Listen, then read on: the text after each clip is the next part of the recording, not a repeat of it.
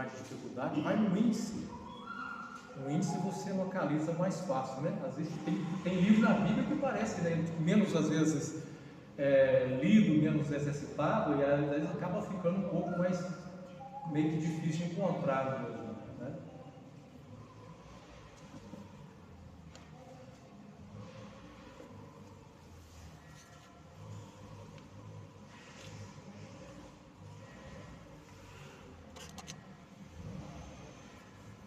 Prontinho? Então vamos lá, diz assim a palavra do Senhor. Eu estou usando aqui a versão nova, a versão transformadora. Diz assim: por muito tempo Deus falou várias vezes e de diversas maneiras a nossos antepassados por meio dos profetas. E agora, nesses últimos dias, Ele nos falou por meio do Filho, o qual Ele designou como herdeiro de todas as coisas e por meio de quem criou o universo. O Filho irradia a glória de Deus, expressa de forma exata o que Deus é, e com a sua palavra poderosa sustenta todas as coisas. Depois de nos purificar de nossos pecados, sentou-se no lugar de honra à direita do Deus majestoso no céu, o que revela que o Filho é muito superior aos anjos e o nome que ele herdou superior ao nome deles. Até aí a palavra de Deus. Querido eterno Pai, nós queremos agradecer por esse momento na Tua presença. Pedimos a Teu Espírito Santo que nos auxilie agora, para que, Senhor Deus, como pregador, eu possa, ó Deus, estar transmitindo a Tua palavra, Senhor, da maneira mais clara possível, para que todos possam compreendê-la, Senhor, e que o Espírito Santo também trabalhe, Senhor, na mente, abrindo a compreensão, trabalhe também no coração, Pai, porque às vezes o nosso coração acaba sendo, muitas das vezes, resistente à Tua vontade, mas que nesta noite Teu Espírito Santo trabalhe, Senhor, para que cada coração aqui esteja aberto para receber a Tua palavra, para a Tua glória, em nome de Jesus. Amém. Os irmãos podem sentar. Meus irmãos, a mensagem do Senhor para a nossa meditação nessa noite, o tema da mensagem é 5 sérias advertências que nós encontramos nessa carta aos Hebreus. 5 sérias advertências. Domingo passado, quem veio domingo passado, nós pregamos uma delas. Nós pregamos uma dessas advertências do domingo passado, que como escaparemos nós, o tema da mensagem do domingo passado, como escaparemos nós. Na quarta-feira de estudo bíblico, nós estudamos exatamente esses 4 versículos aqui e mais alguns depois desse, né? Nós estudamos um pouquinho aqui, fizemos uma rodinha, eram poucos irmãos, nós fizemos uma rodinha e começamos a conversar um pouco sobre o que a palavra de Deus tem a nos ensinar através dessa carta maravilhosa. Mas para nós compreendermos melhor o que Deus quer falar conosco, nós precisamos entender qual é o contexto em que essa carta foi escrita, qual era a situação dessa igreja. Quando essa carta foi escrita para uma igreja que era a igreja dos hebreus, ou seja, a igreja de judeus que se converteram ao cristianismo. E ela foi escrita exatamente no período em que o templo judaico ainda estava de pé, ou seja, foi antes do ano 70. Então ainda existia o templo judaico. Quando o cristianismo começa, irmãos, no início do cristianismo, algumas pessoas começaram a achar que o cristianismo era uma extensão do judaísmo e que possivelmente fosse uma seita do judaísmo. Como existiam os fariseus, os saduceus, e agora existiria o cristianismo como uma seita do judaísmo. Essa era a impressão no princípio do cristianismo. Mas assim que foi passando, as pessoas foram percebendo que não era. E quando eles descobriram que não era, que o cristianismo não era uma extensão do judaísmo, e o judaísmo tinha liberdade de culto. O Império Romano, apesar de o Império Romano ser um império politeísta, eles aceitavam bem qualquer religião, desde que se oferecesse um culto ao César. Os judeus não ofereceram culto a nenhum outro Deus, mas por questões políticas eles tinham conquistado uma liberdade religiosa.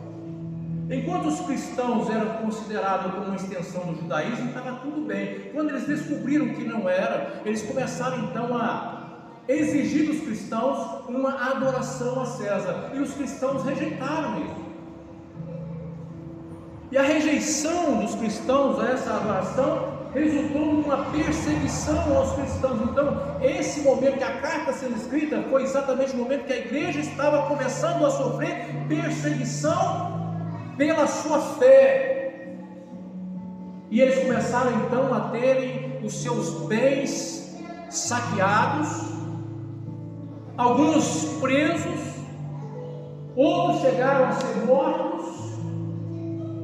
Então a situação não era muito fácil para a igreja naquele período. E era então um período muito tentador, porque aquele que não estivesse bem na fé corria esse risco de quê? De apostatar da fé, de abandonar o cristianismo e de querer voltar até para o judaísmo, porque afinal de contas, enquanto estava no judaísmo, tinha liberdade, não tinha perseguição. E tem uma coisa a mais: os cristãos estavam reunindo nas casas, e ainda os judeus ainda tinham um templo maravilhoso para reunir.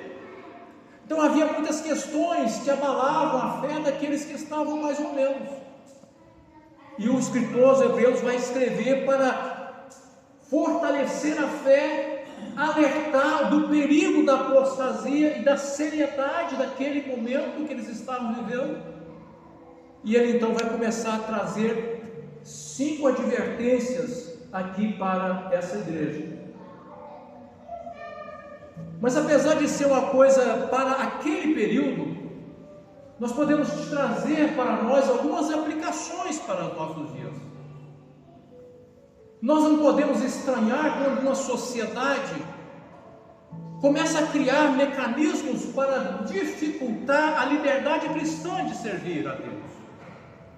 Porque quando a sociedade cria esses mecanismos ou faz esse tipo de coisa para cercear a liberdade cristã, ela está fazendo exatamente cumprindo a vontade do Deus desse século, que cegou a visão, o entendimento de uma sociedade que caminha a cada vez mais a passos largos no sentido contrário à vontade do Criador.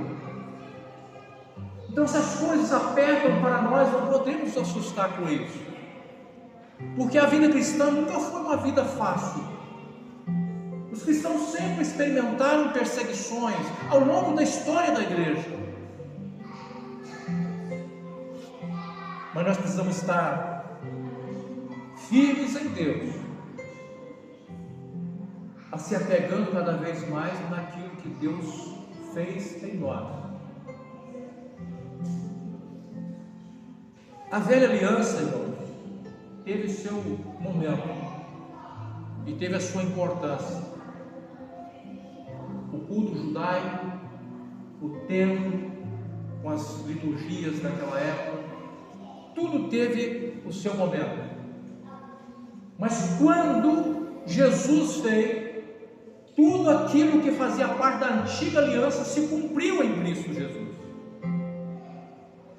Então voltar às práticas antigas era rejeitar aquilo que era o ápice da revelação. E é exatamente isso que nós vemos aqui no prólogo da carta, porque começa dizendo assim: havendo Deus antigamente falado muitas vezes, de muitas maneiras, aos pais pelos profetas, a nós falou nestes últimos dias pelo Filho. Deus falou a Israel ao longo da história por intermédio dos profetas. Sempre Deus levantou profeta para falar com Israel, para orientar Israel. Só que o escritor diz e usa a expressão que Deus falou muitas vezes, e essa expressão muitas vezes no original grego, que é polímeros, significa em muitos fragmentos. Qual era a ideia? Que cada profeta trazia uma parte da revelação, fragmentos da revelação, ao longo da história.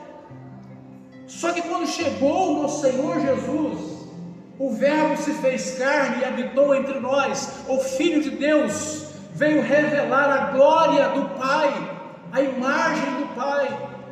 Ele trouxe a mensagem, ele trouxe a grande revelação, as boas novas, o Evangelho, ou seja, agora não era mais uma revelação fragmentada, mas agora o Filho estava trazendo uma revelação completa para a igreja viver.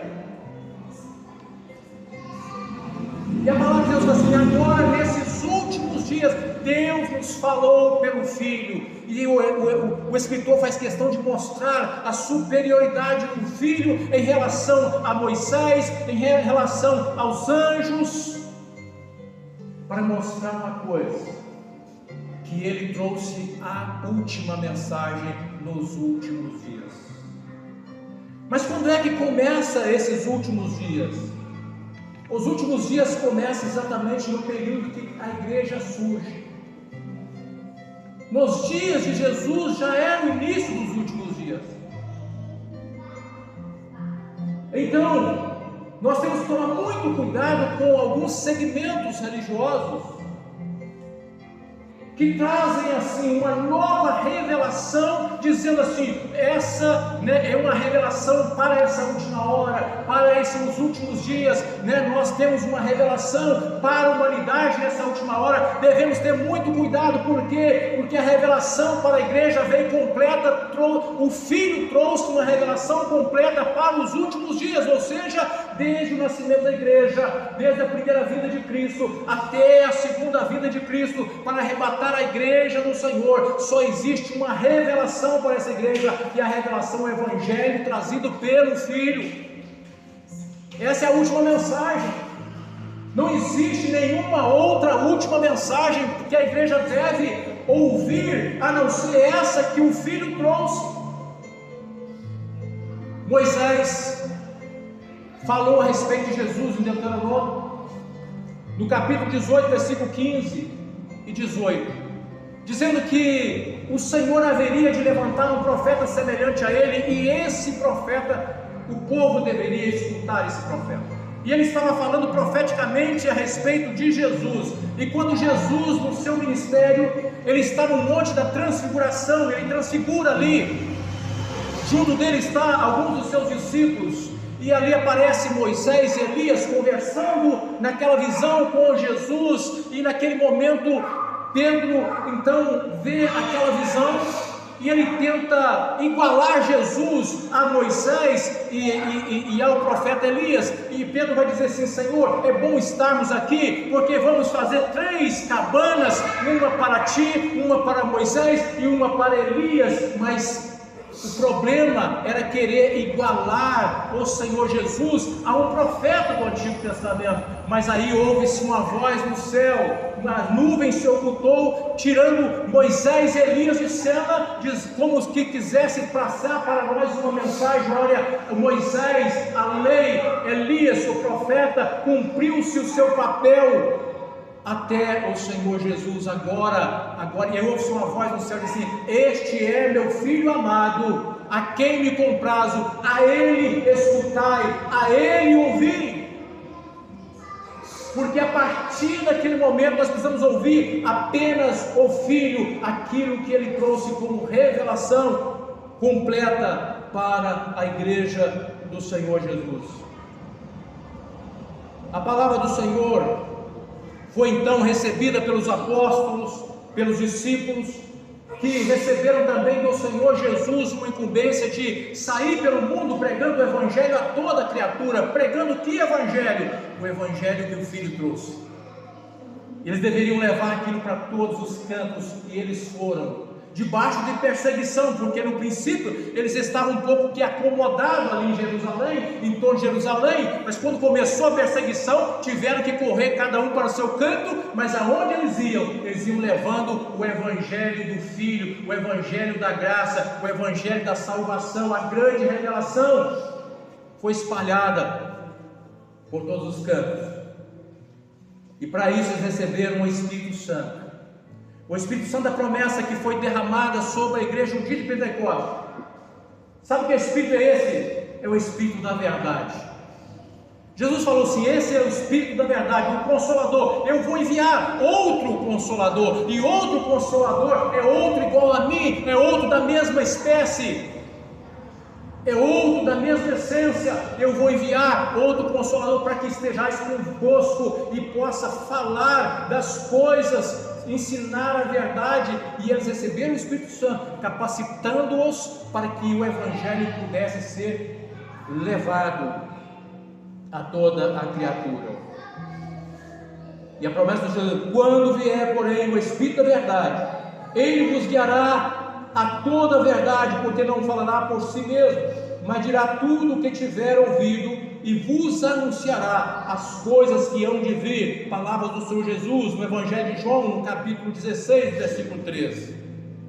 Nós não podemos confundir o Espírito da verdade aqui com o Espírito da verdade, com todo o respeito, que o kardecismo apresenta, porque não tem nenhuma ligação. O Espírito da verdade aqui é o Espírito Santo Consolador, que trouxe um Evangelho, que fez com que o Evangelho fosse propagado.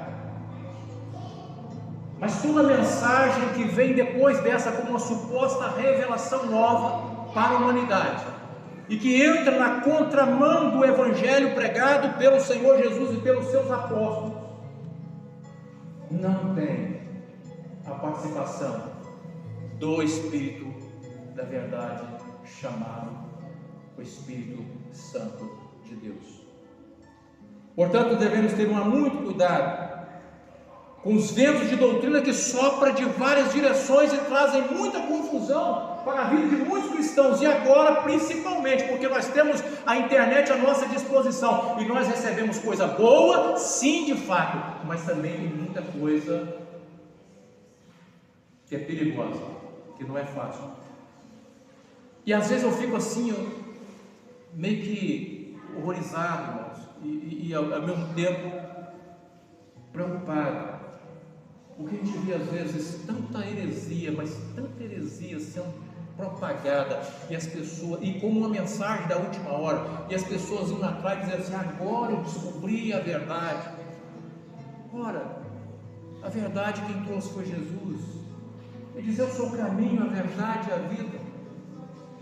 Ninguém vem ao Pai senão por mim. Essa é a verdade. Não existe uma outra verdade para salvar o homem. É essa a verdade. É que nós fomos alcançados por ela. É que nós anunciamos aqui a verdade trazida pelo Filho. Diante dessa verdade trazida pelo Filho, e que é a última mensagem para a igreja precisa então receber algumas advertências sérias que essa carta traz. A primeira delas está no capítulo 2, no versículo 1 a 3, diz assim: não negligenciar a tão grande salvação que Deus nos oferece em Cristo Jesus. Deus nos ofereceu uma tão grande salvação em Cristo Jesus. Não existe salvação fora de Cristo Jesus. A salvação é em Cristo Jesus. E essa tão grande salvação não pode ser negligenciada. O que é negligenciar? É faltar com atenção, é não dar o devido valor àquele sacrifício que o Filho fez, aquele sacrifício que o Senhor Jesus fez por nós, indo naquele Calvário, irmãos, pagando um alto preço para resgatar a minha vida e a sua vida. E nós não podemos agora fazer pouco caso de tamanha obra para resgatar o pecador, entre os quais a minha vida e a sua vida. Porque nenhum de nós, por melhores que sejamos,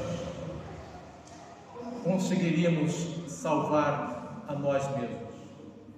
Foi necessário esse alto preço, essa tão grande salvação, esse resgate. E esse resgate custou o sangue do Senhor Jesus, e nós não podemos negligenciar essa salvação, fazer pouco caso disso. Devemos valorizar esse grande amor de Deus revelado em Cristo Jesus, e devemos expressar por meio da nossa obediência a Ele, a nossa forma de dizer para Ele que nós o amamos. E nós o amamos porque Ele nos amou primeiro. Não devemos obedecer a Cristo por medo. Não devemos obedecer a palavra por medo do inferno, embora seja uma realidade pregada por Cristo. Mas devemos obedecer a palavra como resultado de um amor que impactou a nossa vida, que impactou a nossa alma, que encheu o nosso coração, como resultado do Espírito que foi derramado sobre nós e que está dentro de nós e que clama Abba Pai. O Espírito que está dentro de nós, nos preparando para o momento final, aquele Espírito que João vai dizer no Apocalipse: o Espírito e a esposa dizem vem, e quem ouve diga vem, e quem tem sede venha e beba de graça da água da vida. Então esse Espírito que está agindo em nós deve nos impulsionar a obedecer ao Senhor como resultado do amor. A segunda advertência, no capítulo 3 de Hebreus, versículo 12, e também no capítulo 4, versículo 11, diz assim: vede, irmãos, que nunca haja em qualquer de vós um coração mau e infiel para se apartar do Deus vivo, não ser descrente como Israel foi no passado. Então Hebreus vai mostrar o exemplo de Israel. Foram alcançados por Deus, viram os milagres, viram os sinais, mas viraram as costas para o seu Deus, foram atrás dos ídolos das nações, consultaram os mortos, fizeram passar os seus filhos pelo fogo, ofereceram seus filhos a Moloque. É inacreditável como que um povo que recebeu da lei de Deus pelas mãos de Moisés, por mão dos anjos, naquele monte ardendo em fogo, que viu o mar vermelho sendo aberto, e eles passaram pelo mar vermelho, que comeram do maná que caía cada dia naquele deserto por 40 anos, e esse povo ainda assim viraram as costas. E eles receberam também a correção dura, a punição dura. E Hebreus chama a atenção assim: que vocês não façam isso, como Israel fez no passado. Não se apartem do Deus vivo. Essa é a segunda advertência: não se aparte do Deus vivo. A terceira advertência, e aqui ela é muito séria, no capítulo 6, versículo 4 e 6, diz assim: porque é impossível, preste atenção no que está escrito, irmãos, porque isso é muito sério. É impossível que os que já uma vez foram iluminados e provaram o dom celestial, e se fizeram participantes do Espírito Santo, e provaram a boa palavra e o poder do século futuro, e recaíram, sejam outra vez renovados para arrependimento, pois assim como a eles de novo crucificam o Filho de Deus e o expõem à vergonha. A apostasia é um risco real. Não existe risco de apostasia para o incrédulo, para aquele que não foi salvo. Só existe risco de apostasia para quem um dia foi alcançado pela graça de Deus e foi salvo, se tornou salvo em Cristo. que conheceu, que experimentou a boa palavra, que recebeu, foi iluminado pelo Espírito Santo, que recebeu o Espírito Santo, que viveu os poderes de Deus. E se recair, veja bem a palavra que aparece, recair, é porque toda a humanidade em Adão caiu. É por isso que se chama pecado original. Todos nascemos caídos em Adão.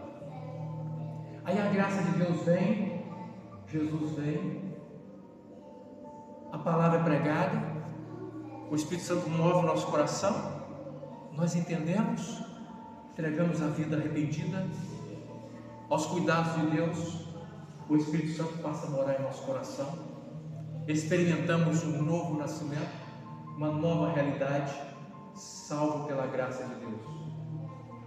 E aí nós não podemos cair novamente. E esse cair aqui não é, irmãos, um pecado que alguém comete. Alguém às vezes, por algum período afastou da igreja, escorregou, caiu. Não é esse caiu. Esse caiu aqui na palavra é uma apostasia consciente de um coração que resistiu todo o apelo do Espírito Santo, tentando convencê-lo do seu erro, e de forma obstinada manteve o seu coração endurecido, e aí cai novamente, perde.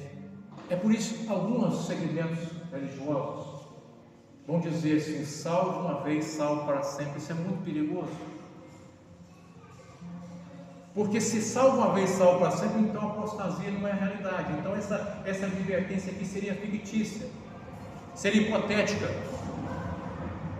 não seria uma advertência real. Mas o que nós temos aqui na palavra de Deus é uma advertência real. Não se perde salvação fácil, isso é uma realidade. A graça de Deus é muito grande, então não se perde salvação fácil. É errado algumas pessoas que ficam pensando assim, que eu cometi um pecado e perdi a salvação, aí eu arrependi, eu ganhei a salvação de novo, aí eu pequei, eu perdi a salvação. Isso não existe. Isso não existe. Mas também nós temos que entender que essa advertência aqui, ela é séria. E aí, estamos caminhando para o final. Ainda a palavra do Senhor diz assim: se pecarmos voluntariamente, depois de termos recebido o conhecimento da verdade, já não resta mais sacrifício pelos pecados. Hebreus 10, 26. Se pecarmos voluntariamente, que tipo de pecado é esse aqui? É o pecado da apostasia. É quando voluntariamente nós nos afastamos de Deus, viramos as costas para Ele e não queremos mais.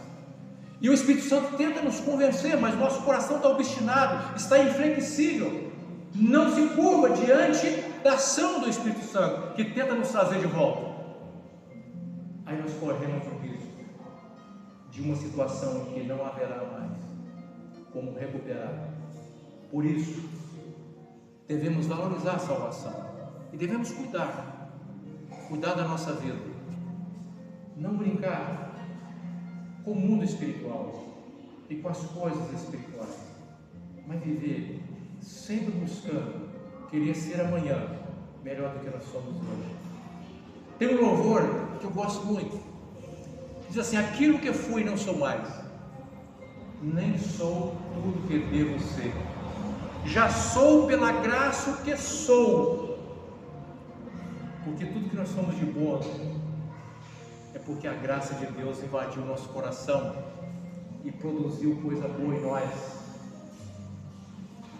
Então nós não somos tudo que nós devemos ser, devemos buscar sempre querer ser melhor do que hoje, um crente melhor amanhã. A quarta advertência: não voltar atrás no caminho, regressando à nossa vida antiga. Hebreus 10, 37, 39, encontramos essa quarta advertência. E ali, dentro desse capítulo 10, alguns versículos próximos, nós vamos ver que ele vai falar desse risco de voltar atrás, mas ele fala assim: ainda um pouco, e o que há de vir virá, e não tardará. Quem é que há de vir? Jesus. Ainda um pouco, tenha paciência. Está difícil, está sendo perseguido, não está fácil. Um pouco mais de paciência, ainda um pouco, e o que há de vir virá. E quando ele vier, meus irmãos, será um dia glorioso para os salvos. E todos nós vamos poder dizer: valeu a pena. Valeu a pena aceitar Jesus. Valeu a pena abrir mão do mundo por amor a esse Jesus. Valeu a pena. Valeu a pena se humilhar por amor a Ele. Valeu a pena ser perseguido por amor a Ele. Porque grande será o galardão que a igreja receberá na vinda do Senhor Jesus. Então tenha paciência, o que há de vir, virá. A quinta e última advertência: não ignorar nunca o que o Senhor fala conosco. Hebreus 12, versículo 25. Então sabemos aqui, irmãos, estamos vivendo os últimos dias. Nós temos uma única mensagem para os últimos dias. E o único profeta que foi muito mais do que profeta, porque o próprio Deus encarnado, Ele trouxe a palavra que nós precisamos como igreja do Senhor Jesus. Portanto, não nos interessa nenhuma nova revelação, porque a revelação que o Filho trouxe é a revelação completa, que manterá a igreja até o grande dia, como uma noiva ataviada, preparada para o seu esposo. Os apóstolos pregaram essa última mensagem. Pelo Espírito eles orientaram a igreja. Pelo Espírito eles falaram de coisas que há de vir. Pelo Espírito o profeta, o apóstolo João, trouxe o Apocalipse com coisas extraordinárias. Pelo Espírito falaram de coisas do futuro. Pelo Espírito falaram que a igreja iria ser perseguida, mas pelo Espírito também disseram que a igreja vencerá. Ela vencerá o inimigo das nossas almas pelo sangue do Cordeiro. E eles o venceram. Venceram quem? O dragão. Eles o venceram pelo sangue e pela palavra. Assim a igreja caminha nessa hora, guiada pelo Espírito, firmada na palavra do Senhor, e cada vez mais amando ao Senhor Jesus. Não voltemos atrás, irmãos. A nossa vida é para frente com Cristo Jesus. Não importa o que vamos enfrentar, Deus estará conosco para nos ajudar. Que Deus assim nos abençoe, em nome de Jesus. Louvor número 2.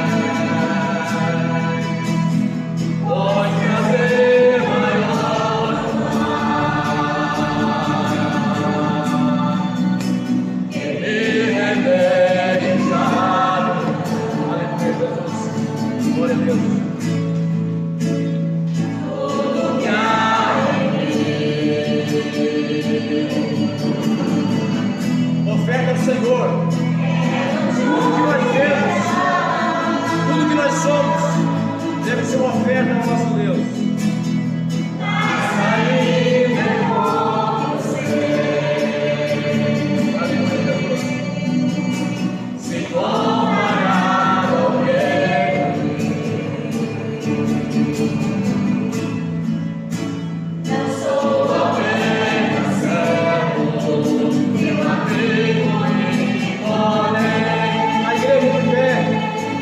glorificando o Senhor. Aleluia, Jesus. Te louvarei. Aleluia, Senhor. Ao Senhor Jesus toda a honra. Ao Senhor Jesus toda a glória. Louvor é para ti, Senhor. Seu sacrifício não foi em vão nas nossas vidas. O teu sacrifício abençoa cada um de nós. A nossa alma foi resgatada, Senhor, pela sacada. Oh, Jesus, por isso te louvamos, Senhor. Bendito seja o teu nome, Senhor. Te louvarei.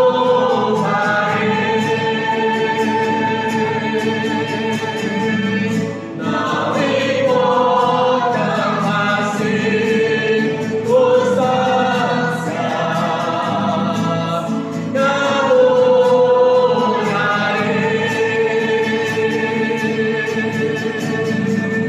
somente a ti, Jesus. Aleluia. Santo nome do Senhor. Somente a ti, Jesus. Glória a Deus. Glória a Deus. Meus irmãos, olha o que nós cantamos. Tudo que há em mim, quero ofertar. Tudo. A nossa vida deve ser uma oferta para Deus. Tudo que há em mim, quero ofertar. Mais ainda é pouco. Eu sei. Se comparar com o que ganhei, porque a salvação é grandiosa. E nada em nós se compara ao que nós ganhamos pela maravilhosa graça de Deus. Amém? Um dos irmãos glorificando ao nosso Deus por mais esse culto. Pai, nós te glorificamos por essa mensagem abençoada. Graças a Deus, bendito seja o teu nome, Jesus.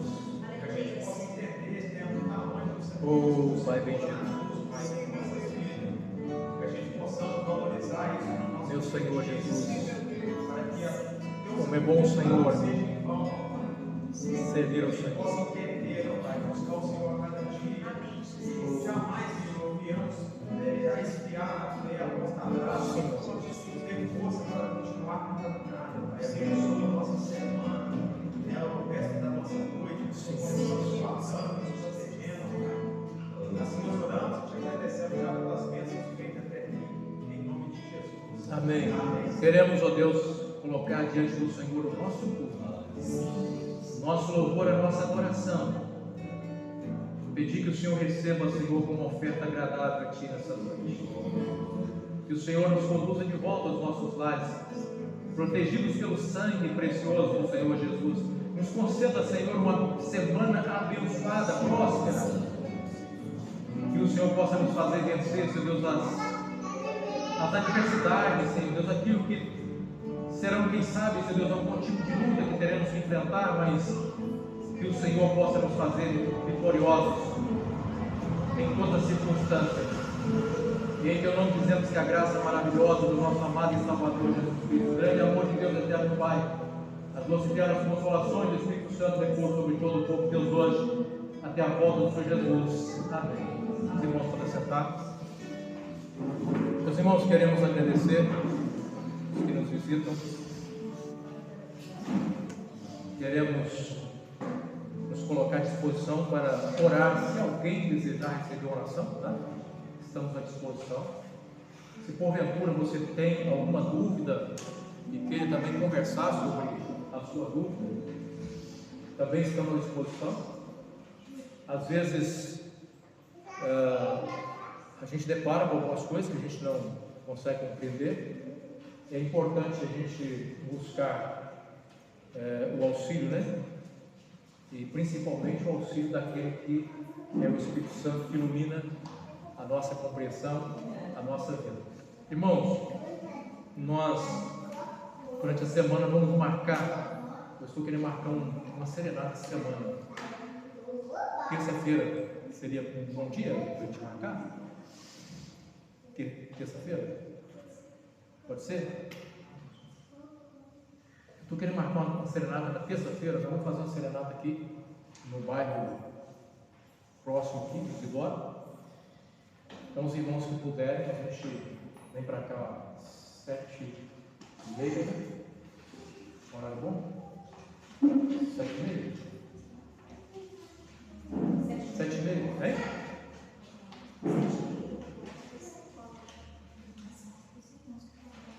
7h30, 8h.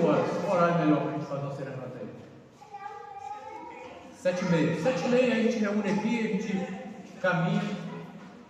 Irmãos, quem não participou, é uma bênção. Você parar em frente à casa, cantar um louvor, às vezes as pessoas que estão lá, ou passando um momento difícil, de aflição, louvor, Deus traz valendo para o coração. Algumas pessoas, às vezes, acabam nos recebendo, abrindo a janela, e aí a oportunidade a gente tem de deixar uma palavra, deixar um convite, né, para vir cultuar conosco. Há situações que a gente, às vezes, a pessoa convida a gente para entrar na casa e orar com ela. Né? Lembra a serenata que fizemos lá embaixo, parando em frente à casa, tem servos de Deus, né? Pessoas que servem ao Senhor, mas eles estavam passando por um momento tão atribulado naquele momento, que eles abriram a porta chorando. A esposa, o esposo, e eu fui convidado a entrar ali com os irmãos, orar com eles e levar uma palavra, né, um alento para eles naquele momento que eles precisavam. Né? Então, assim, a serenata é uma ferramenta assim, importante para a gente trabalhar. Terça-feira. Tá? Terça-feira, então, 7h30, na porta da igreja aqui, vamos orar para que Deus nos dê uma bênção até lá. Final de semana vamos ter culto de ceia, né? No segundo domingo do mês, né? Aí nós vamos, como sempre, culto de ceia, irmãos. Quem puder, traz alguma coisa para a cesta básica. Vamos formar uma cesta básica para atender algum necessitado que sempre aparece, né? Igual a gente fazia, eu estava fazendo, nós vamos continuar fazendo. Quem puder, lembra de trazer alguma coisa para a gente formar uma cesta básica aqui. Sempre tem alguém que a gente conhece, né, dentro da própria igreja. Graças a Deus, né, nós atendemos a maioria fora da igreja, né? A maioria foi gente fora da igreja. Da igreja nós atendemos acho umas 2 vezes que precisou. Todos os outros atendimentos que nós fizemos cesta básica foi para gente de fora da igreja que estava precisando, e nós tivemos ali condição de atender. Domingo, né? Domingo. Amém? A paz do Senhor.